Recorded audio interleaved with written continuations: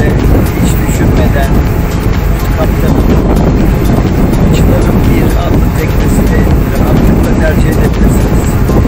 Muhteşem güzellikte bir tekne, tertemiz, yeni, yemekleri gayet güzel. Karada büyük boy bir çupra salatası, patates salatası, Amerikan salatası ve keza makarnasıyla çok güzel bir öğle yemeğiydi. Öğle yemeğini Domuz Adası'nda akvaryum koyunda veriyorlar.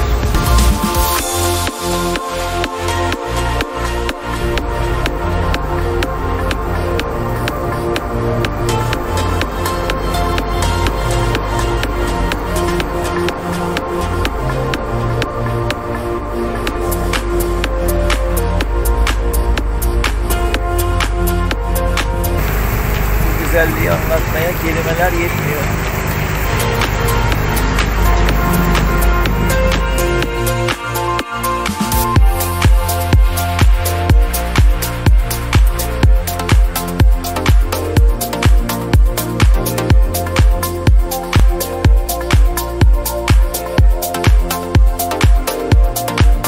Bedir Rahmi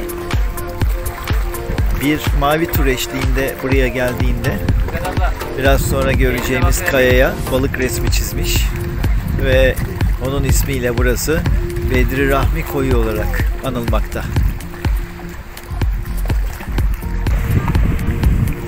Evet, şimdi Bedri Rahmi'nin çizdiği balık resminin olduğu kayaya gidiyoruz.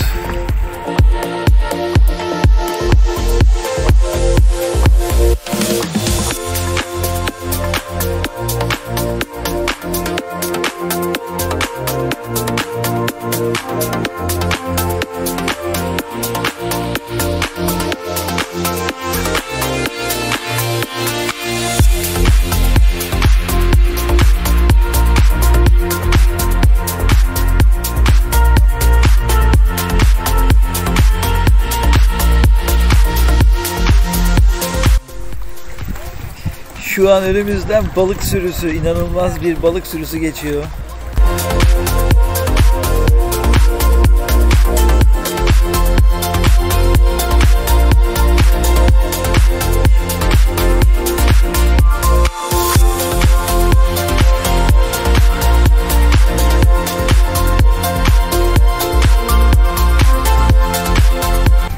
Domuz Adası, akvaryum koyundayız.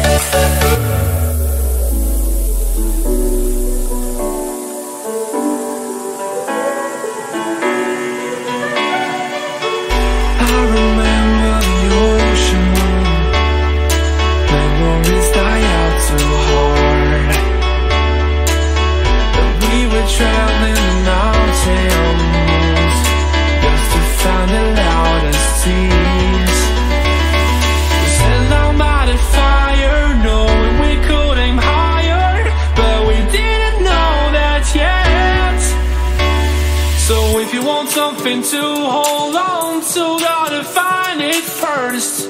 But here I am, 'cause I've been laying under palm trees, waiting for the summer, knowing there's nowhere to go.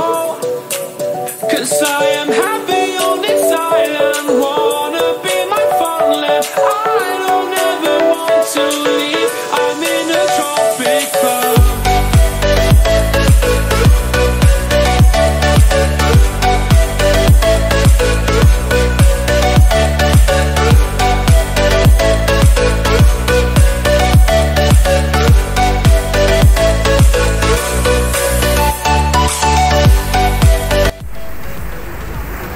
Göcek Tekne Turumuzun sonuna geldik.